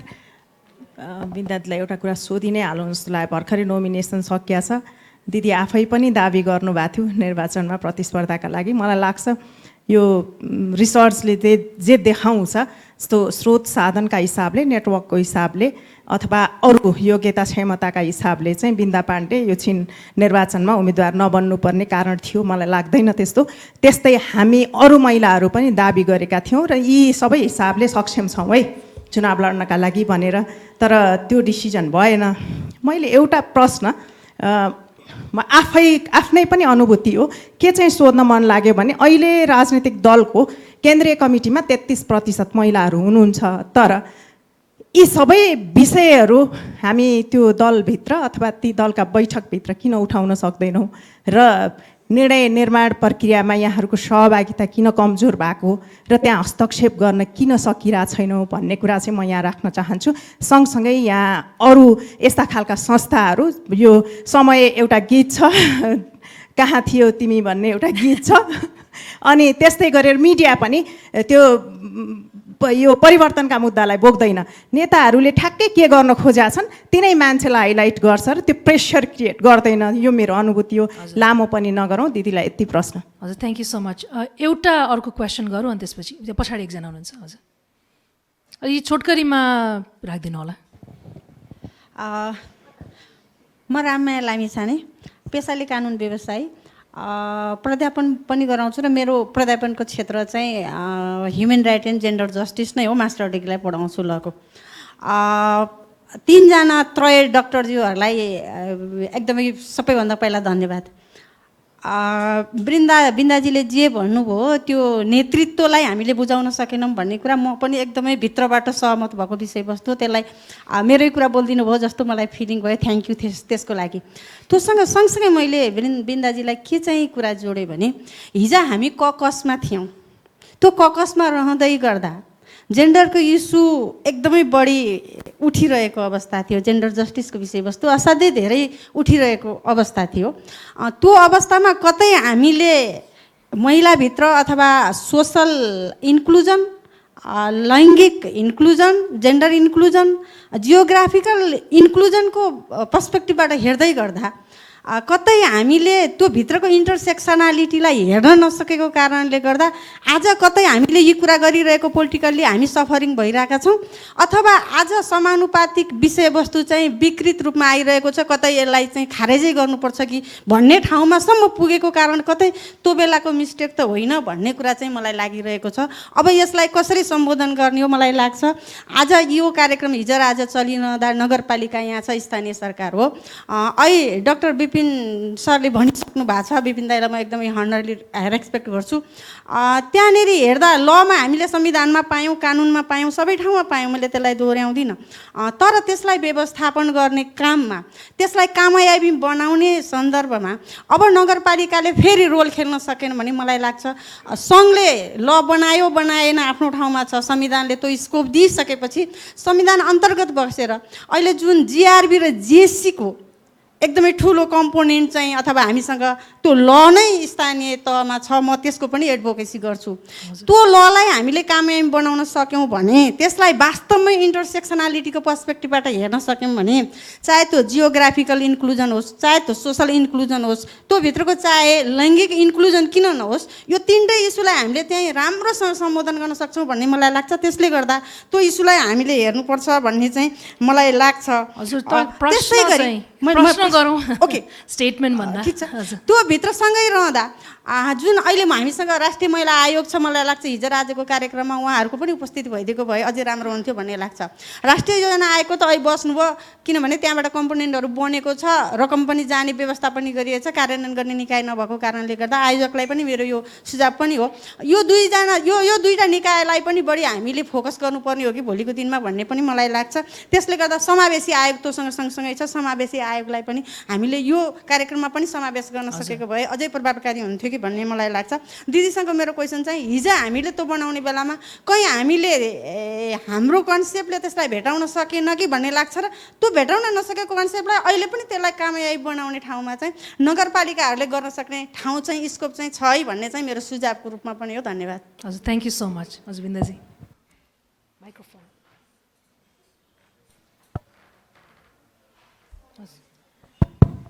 हस्, धन्यवाद।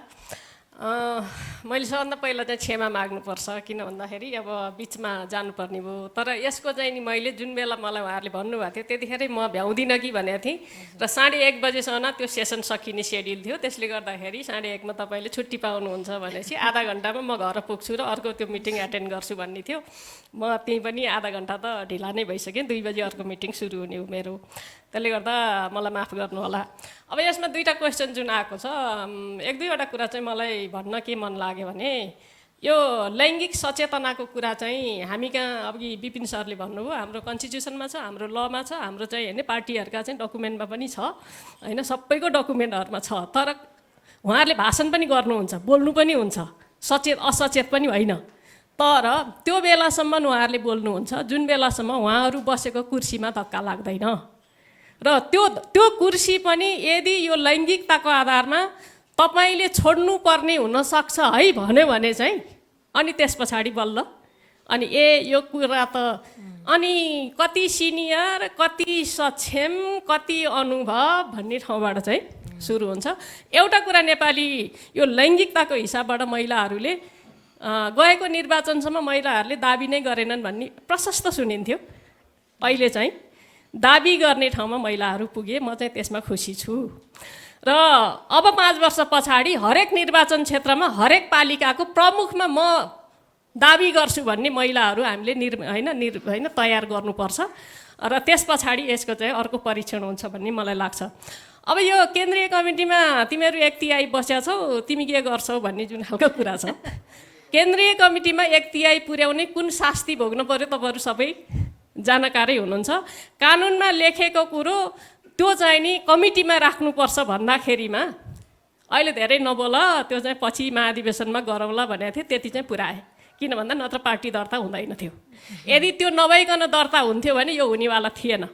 त्यसले गर्दा यसमा पनि क्लियर भयो हुन्छ। र जति ठुलो संरचना त्यति धेरै शक्ति केन्द्रीकृत हुन्छ भन्ने कुरो चाहिँ हामीले बुझ्नुपर्ने रहेछ। अहिले जस्तो मेरै पार्टीको कुरा गर्नुहुन्छ भने हामी झन्डै 350 केन्द्रीय कमिटीमा छौँ। 350 जना केन्द्रीय कमिटीमा बसेर निर्णय त हुँदैन नि। अनि त्यस पछाडि अब त्यो चाहिँ सचिवालयले गर्ने भनेर भनियो। सचिवालय भनेको पदाधिकारीको 19 जनाको छ। अब 19 जनाको बिचमा पनि अब छलफल हुँदै गर्दाखेरि त्यहाँ चाहिँ नि समयको अभावले टुङ्गिन सकेन। यो चाहिँ नि अध्यक्षले गर्ने भनेर जिम्मा दिइयो। अध्यक्ष भनेको तपाईँहरू हामी सबैले चिनेकै मान्छे हुनुहुन्छ, उहाँ एकदमै जेन्डर फ्रेन्डली हुनुहुन्छ। कुरा गर्दाखेरिमा कार्यान्वयनमा समस्या छ। त्यसले गर्दा यसको जवाफ यति भएदेखि पुग्छ होला। त्यसले गर्दा मैले अघि नै भनेको अन्तिम त्यो लिडरसिपलाई हामीले यो संविधानमा लेखेको कुरो कार्यान्वयन गर्ने दायित्व मेरो हो सबभन्दा माथि, र म यो कुर्सीमा बसिसकेपछि भन्ने खालको कुरो जुन दिनसम्म अनुभूत गराउन सकिँदैन तबसम्म यो समस्या रहन्छ। र यो तल यो हाम्रो इन्स्टिट्युसनहरूमा पनि त्यही हो। प्रधानमन्त्रीको कुर्सीमा गइसके प्रतिपक्षको कुर्सीमा हुन्जेलसम्म जुनसुकै पार्टीको पनि बहुत धेरै चाहिँ नि होइन जेन्डर फ्रेन्डली भएर उहाँहरूले संसदमै पनि त्योभन्दा बाहिर नै कुरा उठाउनुहुन्छ। तर प्रधानमन्त्रीको कुर्सीमा पुगेपछि समस्या हुन्छ। अहिले पनि हामीले संसदमा भनेको थियो कम्तीमा संविधानले समानुपातिक होइन सहभागिताको चाहिँ नि अपेक्षा गरे पनि 1/3 उम्मेदवारीको चाहिँ ग्यारेन्टी गरौँ न त, संसदमै पनि कुरा गरेको हो, हामीले उठायौँ। तर प्रधानमन्त्री जुन बेलासम्म बाहिर हुनुहुन्थ्यो संविधान कार्यान्वयन भएन भन्नुहुन्थ्यो। अहिले नि संविधानको रक्षा गर्ने उहाँहरू रक्षा मात्रै गरेर बस्नु भएको छ, कार्यान्वयनमा जानु भएन। त्यसले गर्दाखेरि निर्वाचन आयोगले मस्यौदा गरेको ठाउँमा 1/3 महिला कम्तीमा उम्मेदवार भनेर लेखेको छ र उहाँहरूले निर्देशन पनि दिनुभयो। तर सबै दलका नेताहरू गएर यो कानुन नबनिएको कुरो चाहिँ कसरी तिमीहरूले गर्न सक्छौ भनेपछि निर्वाचन आयोगले खुट्टा दह्रो गर्न सकेन। तैपनि निर्वाचन आयोगले आँट गरेको भए हुन्थ्यो भन्ने लाग्छ, त्यहाँनिर आँट गर्न सकेन। आँट किन गर्न सकेन त्यसमा पनि हामी जाने हो भने अहिले निर्वाचन आयोग मात्र पनि भएका जति सबै 12-13वटा आयोग हामीले हेर्ने हो भने त्यो आयोगमा आयुक्तहरू कसरी चाहिँ नि नियुक्त भएका छन्, कुनै मापदण्डको आधारमा, कुनै कम्पिटिसनको आधारमा, कुनै चाहिँ मेरिटोक्रेसीको आधारमा जानुभएको हो। त्यहाँ भएको छ के भन्दाखेरि यो पक्ष कि त्यो पक्ष, को पक्ष र को पक्ष भनेर यो त हामी सबै चाहिँ जानकारै छौँ भने त्यस्तो स्थितिबाट गइसके पछाडि अलिकति चाहिँ त्यो के भन्छ पोलियो पुग्दो रहेन रहेछ, पोलियोको कमी भयो। त्यसले गर्दाखेरि हामीले कुनै पनि इन्स्टिट्युसनमा जाने ठाउँमा यो मापदण्डको आधारमा म त्यसमा जाने हो भन्ने खालको कुरा चाहिँ अथवा चाहिँ त्यहाँ चाहिँ यसरी लाने भन्ने खालको कुरो गर्न सकिएन भने कुनै पनि इन्स्टिट्युसनले काम गर्दो रहेनछ। त्यसले गर्दाखेरि यो चाहिँ हामीले जुन ढङ्गबाट अहिले कुरा उठाइरहेको छौँ, ककसको कुरा उहाँले उठाउनु भयो। हाम्रो चाहिँ कस्तो भन्दा इन्टरनेसनल्ली क्वेसन गऱ्यो भने त्यसमा चाहिँ त्यो संरचना बनाइदिने, त्यसले क्वेसन गर्न छोडेपछि त्यो हराइदिने। त्यसले गर्दा 2056मा आइपियुले यो चाहिँ नि होइन संसदभित्र ककस बनाएर महिलाहरूको लिडरसिप डेभलप गर्नुपर्छ भन्यो। 58को कार्तिक 1 गतेबाट नियमावली नै बनाएर हामीले संसदमा महिला संसद समूह बनायौँ। त्यसपछि त्यसले काम पनि अलिअलि गर्यो। त्यसपछि 64मा आइसके पछाडि यो ककस चाहिँ चाहिँदैन, किन चाहिन्छ भन्ने खालको नियमावलीमा थिएन। तर पनि हामीले त्यतिखेर यो तपाईँहरूको आवश्यकताले होइन, यो हाम्रो आवश्यकताले बनाउने हो। किन भन्दा हाम्रो अनुभव के हो भन्दाखेरि क्रस पार्टी महिलाहरू जहाँ जहाँ एक ठाउँ आएका छन् र त्यो पार्टीका महिलाहरू समुदायमा चाहिँ काम गर्ने, यो लैङ्गिक सचेतनासँग काम गर्ने सङ्घ संस्थाहरू, महिला मात्रै होइन सबै खाले सङ्घ संस्थाहरूसँग विषयको हिसाबले काम गर्ने ठाउँमा गरेका छौँ। हामीले उपलब्धि प्राप्त गरेका छौँ। जहाँ हामी आफ्नो आफ्नो यो चाहिँ नि के अरे एनजिओको, यो चाहिँ कम्युनिटीको, यो चाहिँ पार्टीको भनेर बसेका छौँ, त्यहाँ हामीले लुज गरेका छौँ। त्यो हाम्रो शिक्षाको आधारमा यो तपाईँहरूको आवश्यकताको कुरा होइन, हाम्रो आवश्यकताको कुरा हो। हाम्रो आवश्यकताको कुरामा तपाईँहरूको रिकग्निसन कुरेर हामी बस्दैन, हामी बनाउँछौँ। रिकग्निसन चाहे दिनुहोस्, नचाहे नदिनुहोस्। त्यतिखेर एउटा हाम्रो स्ट्रेन्थ के थियो भन्दा 24वटा समितिमध्ये 8वटा समितिको सभापति हामी महिलाहरू थियौँ। तपाईँहरूले कर्मचारी दिनुहुन्न, तपाईँहरूले चाहिँ अफिस दिनुहुन्न भने हामी हाम्रो अफिसबाट चलाउँछौँ भनेर हामीले भनेको हो। त्यो भनेर हामी आफैले इनिसिएट गरिसके पछाडि हामीले त्यो बनाउने बेलामा सबै पार्टीका प्रमुख सचेतकहरूलाई बोलायौँ। एउटा पार्टीको प्रमुख सचेतक आउँदिनँ म, तिमीहरूको यो नियमावलीमा नभए भन्नुभयो। ती हुनुभएको अर्को महिला हुनुहुन्थ्यो, उहाँले यो पार्टी पुरुषको मात्रै होइन, त्यो पार्टीको प्रतिनिधित्व म गर्छु भनेर बोल्नुभयो। त्यो हिसाबबाट हामीले कक्कस बनायौँ र कक्कस बनाइसकेपछि हामीले अफिस पनि पायौँ, कर्मचारी पनि पायौँ, काम पनि गऱ्यौँ, जसको नतिजा आज कम्तीमा संविधानमा हामीले धेरै कुरा लेखेका छौँ भनेर भन्न सकेका छौँ। त्यसको स्ट्रेन्थ भनेको त्यतिखेर हामीले बनाएको कक्कस र क्रस पार्टी हिसाबबाट हाम्रो एकता हो। यो कुरालाई हामीले चाहिँ कमजोरी गर्नुभयो कि भन्ने होइन, कमजोरी होइन, त्यो धेरै बलियो काम गऱ्यौँ। र हाम्रो नेताहरूले, पुरुष नेताहरूले, त्यतिखेर शीर्ष नेताहरूले के भन्नु भने यो कक्कस चाहिँ हाम्रो लागि सक्कस भयो। त्यसले गर्दा अब कक्कस बनाउन दिनु हुँदैन। 2070बाट कक्कस बनाउन दिइएन। त्यही कक्कस बनाउन नदिए बापत हामीले नागरिकतामा समानताको हक संविधानमै गुमायौँ। त्यो जुन कुरा हामीले पहिला मस्यौदामा लेखेका थियौँ। त्यसले गर्दाखेरिमा अहिले पनि हाम्रो सिकाइले हामीलाई के भन्छ भन्दाखेरि हामी अहिले यो तलदेखि होइन पालिकादेखि सङ्घीय तहसम्म पनि यदि हामी इस्यु बेस्ड हिसाबले एक ठाउँ आउन सक्यौँ भने हामीले त्यो विषय होइन स्थापित गर्न सक्छौँ। हाम्रो बिचमा चाहिँ नि विविध हिसाबका चाहिँ नि त्यो वालहरू हामीले होइन सिर्जना गऱ्यौँ भनेदेखि हामीले प्राप्त गरेको कुरो पनि लुज गर्न सक्छौँ। अहिले संविधानभित्र भएका जति पनि चाहिँ प्रावधानहरूमाथि क्वेसन उठिरहेको छ यसलाई हामीले क्रिटिकल्ली हेर्न जरुरी छ। तर त्यो इस्युहरूलाई कुन पार्टीको नेताले के भनिरहेको छ भनेर हामी चाहिँ विभाजित भयौँ भने हामी धेरै कुरा लुज गर्न सक्छौँ। यसमा एकदमै हामी होइन सावधान हुनुपर्छ। र यो चाहिँ नि 10 वर्ष भनेको 2082मा हामीले जुन रिभ्यू गर्न गइरहेका छौँ त्यो रिभ्यू गर्ने कुरा चाहिँ एकदमै महत्त्वपूर्ण छ भन्ने खालको कुरा तपाईँहरूको जस्तो आजको आयोजक संस्थाहरू जस्ताले चाहिँ अझै धेरै नजिकबाट हेर्न जरुरी छ।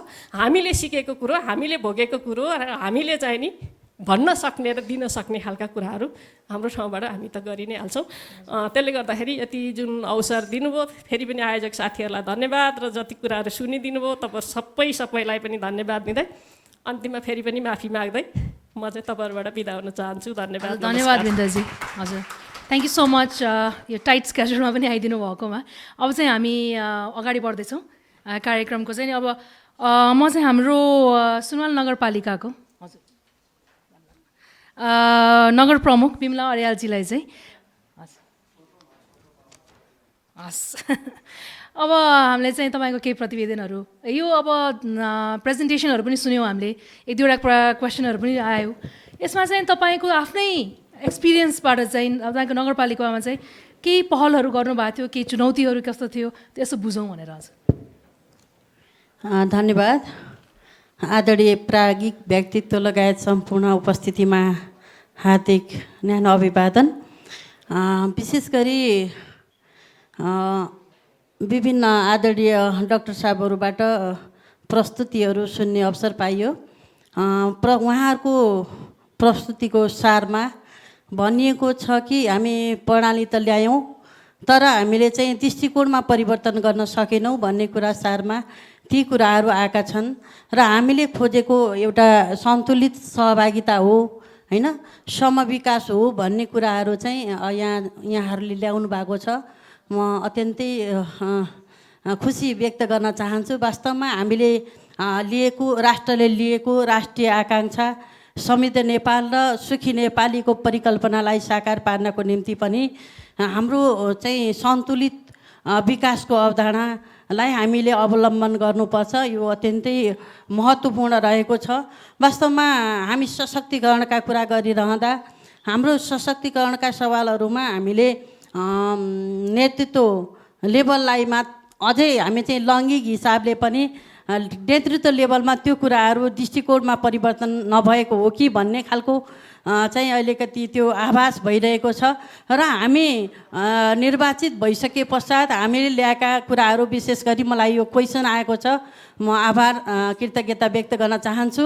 हामी निर्वाचित भइसके पश्चात हामीले धेरै कुराहरू परिवर्तन गर्नुपर्छ भन्ने योजनाका साथमा अगाडि बढेका छौँ। पहिलो सुरुवात त स्थानीय स्तरमा स्थानीय जनताहरूले नेतृत्वलाई नै भेटघाट गर्ने अवसरै नपाउने खालका कुराहरूलाई हामीले निरुत्साहित गर्दै अनुमति बिना प्रवेश निषेध ढोकामा टाँसिने गरिन्छ। त्यो ढोकाको टाँसिएको अनुमति बिना प्रवेश निषेधलाई हामीले हटाएर सबै सर्वसाधारणलाई आफ्ना गुनासाहरू नेतृत्वलाई राख्ने खालको अवसर प्रदान गरेका छौँ हामी निर्वाचित भइसके पश्चात। र त्यसपछि हामीले चाहिँ अब हामी 5000 बराबर लिटरको पानी हामी सबै ती विपन्नहरूलाई मध्यनजर गरेर 5000 बराबर लिटर पानी चाहिँ हामी निःशुल्क खुवाउने प्रतिबद्धतासहित कार्यान्वयनमा पनि अगाडि बढिसकेका छौँ, कार्यान्वयन पुगिसकेका छौँ। र त्यसै गरी म वडा कार्यालयहरूमा भिजिट गर्न जाँदै गर्दा वडामा अलिकति त्यहाँका जनताहरूलाई अलिकति असहजता अनुभूति आभास गरेको हिसाबले त्यहाँ फोटोकपी नभएर फोटोकपी 10 रुपियाँको फोटोकपी गर्न जाँदै गर्दा 150 रुपियाँ रिक्सा भाडा गरेर जानुपर्ने अवस्थालाई मध्यनजर गरेर त्यो लक्षित वर्गलाई विशेष गरी त्यो विपन्न वर्गलाई लक्षित गरेर हामीले फोटोकपी मेसिन 13वटै वार्डमा फोटोकपी मेसिन हस्तान्तरण गऱ्यौँ र निःशुल्क फोटोकपी सम्बन्धित कामको लागि दुरुपयोग गर्ने हिसाबले होइन कि सम्बन्धित कामको निम्ति निःशुल्क रूपमा फोटोकपी र सँगसँगै निवेदन फर्मेटहरू निवेदन लेखनदासहरूले पनि एउटा निवेदनलाई 150, 200, 500सम्म लिएको खालको उदाहरणहरू पाइयो। अनि त्यसकारणले निःशुल्क रूपमा चाहिँ त्यो फर्मेटहरू नगरपालिकाबाट उपलब्ध गराएका छौँ र उहाँहरूलाई त्यो आफैले भर्न पनि पर्दैन, हेल्प डेस्कको हामीले चाहिँ उपलब्धता गराएका छौँ र उहाँहरूले नै हाम्रा चाहिँ सहयोगीहरूले नै उहाँहरूलाई सहयोग गर्नुहुन्छ र हेल्प डेस्कको माध्यमबाट हामीले त्यो सबै फर्मेटहरू उहाँहरूका कामहरू उहाँहरूले फाइल दिनुहुन्छ र त्यो कामहरू चाहिँ उहाँहरूले सहयोगीहरूले हेल्प डेस्कको माध्यमबाट सम्पन्न गर्ने गरेका छौँ। यो चाहिँ हामीले यी कामहरू गरेका छौँ र हाम्रा विभिन्न खालका योजनाहरू छन्। हामीले सँगसँगै अर्को पनि के काम गरेका छौँ भने हामी जाँदै गर्दा हाम्रा चेयरहरूमा हाम्रा कुर्सीहरूमा टावेलहरू यो टावेलहरू 200, 300 वटा टावेलहरू खर्च गर्नुभन्दा त वास्तवमा त्यो खर्च हाम्रो चाहिँ त्यो विपन्न वर्गमा त्यो सुस्त मनस्थिति भएकाहरूलाई अपाङ्गहरूलाई त्यो खर्च चाहिँ त्यतातिर लगानी गऱ्यौँ भने पक्कै पनि उहाँहरूलाई राहत हुन्छ भन्ने हिसाबले सबै टावेलहरू निषेध गरेका छौँ। त्यो काम पनि हामी गरेका छौँ र सँगसँगै हामी विभिन्न खालका योजनाहरू लिएर अगाडि बढेका छौँ। महिला मैत्री बनाउनको निम्ति हाम्रो अलरेडी 2072 सालमा हाम्रो चाहिँ बाल मैत्री नगरपालिका घोषणा भएको पहिलो नगरपालिका सुनवल नगरपालिका थियो र हामी महिला मैत्री नगरपालिका बनाउनको निम्ति हामीले विभिन्न खालका योजनाहरूलाई अगाडि सारेका छौँ।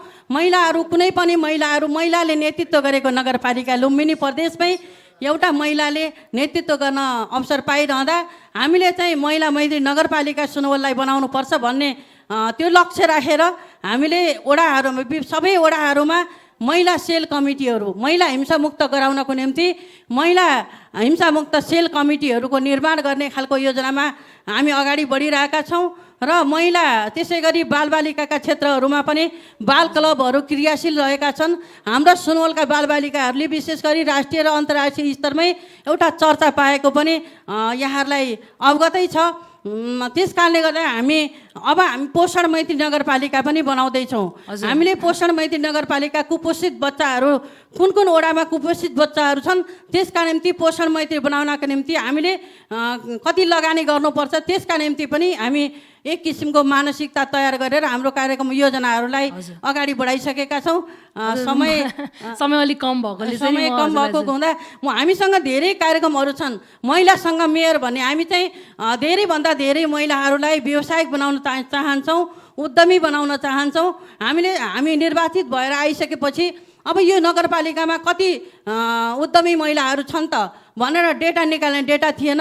निकाल्ने काममा हामी चाहिँ त्यो चाहिँ काममा लाग्यौँ र डाटा निकालिसकेपछि अब ती महिलाहरूलाई विभिन्न खालका तालिमहरू सिपमूलक तालिमहरू एउटा महिलालाई एक खालको तालिम दिएर अनि दक्ष बनाउँदै उहाँहरूलाई व्यावसायिक बनाउनको निम्ति यदि उहाँहरूको आर्थिक हैसियत रहेन भने पनि नगरपालिकाले सपोर्ट गरेर हामी चाहिँ व्यावसायिक बनाउनेतर्फ हामीले 13वटै वडामा महिला उद्यम केन्द्रहरू छन्। त्यो उद्यम केन्द्रहरूलाई पनि क्रियाशील बनाउँदै त्यहाँबाट उत्पादित सामग्रीहरूलाई हामीले चाहिँ बजारीकरण गर्नको निम्ति बहुउद्देश्यीय महिला उद्यम केन्द्रको पनि स्थापना नगर स्तरीय त्यो स्थापना गर्दैछौँ। त्यसको निम्ति पनि बजेट विनियोजन गरेका छौँ र महिला मात्रै नभएर कोही नहुने र केही नहुनेहरूका लागि होइन त्यस्ता असहायहरूको निम्ति पनि हामीले छात्रवृत्ति हाम्रो चाहिँ आवासीय विद्यालय त्यस्तो सहितको निःशुल्क शिक्षा पढ्न पाउने त्यो एउटा विद्यालयको पनि हामीले चाहिँ बजेट विनियोजन गरेर कार्यान्वयनमा अगाडि बढेका छौँ। यसै गरी विभिन्न खालका योजनाहरू छन्, थुप्रै छन्। योजनाहरूको हकमा हामी चाहिँ धेरै हामीसँग योजनाहरू छन्, धेरै काम गर्ने त्यो अलिकति इच्छा शक्ति छ। काम गर्दा गर्दै हामी चाहिँ अलिकति महिलाले अवसर पाइरहँदा महिलाले के गरे त भन्ने प्रश्न चिन्ह अघि लैङ्गिक हिसाबमा पनि धेरै कुराहरू आइसकेका छन्। अब हामीलाई एउटा चुनौती पनि छ, समाजले हेर्ने दृष्टिकोणमा पनि असमानता र दृष्टिकोणलाई पनि परिवर्तन गर्नुपर्नेछ र त्यो सम्मानलाई पनि फिर्ता ल्याउनु पर्नेछ। त्यस कारणले पनि हामीले नेतृत्व गर्ने अवसर पाइरहँदा धेरै काम गर्न बाँकी छ। त्यसका निम्ति हामी मानसिक रूपमा तयार छौँ, भौतिक रूपमा यहाँहरूको साथ र सहयोगको अपेक्षा पनि राख्छौँ। धन्यवाद। नमस्कार। धन्यवाद। एकदम छोटो समय भएको कारणले पनि आई थिङ्क अब हामीले चाहिँ महिला नेतृत्वको एक्जाम्पल नै देखिसकेका छौँ। सो अहिले एकदमै टाइमको प्रब्लम भएको कारणले चाहिँ म ध्रुवलाई चाहिँ एउटा सानो एउटा रिक्वेस्ट गर्दैछु, तपाईँ एउटा स्टेजमा यो क्लोजिङ चाहिँ गरिदिनु पर्ला जस्तो भएको छ। लन्च टाइम पनि हुन लाग्यो र हामीले टाइम पनि पाएनौँ है। Q&A को लागि चाहिँ अब हाम्रो स्पिकर्सहरू हामीसँग लन्च गर्दै नै हुनुहुन्छ। सो प्लिज तपाईँहरूलाई केही क्वेसनहरू छ भने उहाँहरूलाई इन्डिभिजुअली रिच गर्न सक्नुहुन्छ। म चाहिँ ध्रुवलाई छोटकरीमा तपाईँको चाहिँ रिफ्लेक्सन अफ द सेसन चाहिँ अलिकति भनिदिनुहोस् न, अनि त्यसैले चाहिँ म पनि अहिले चाहिँ थ्याङ्क यू भन्दछु।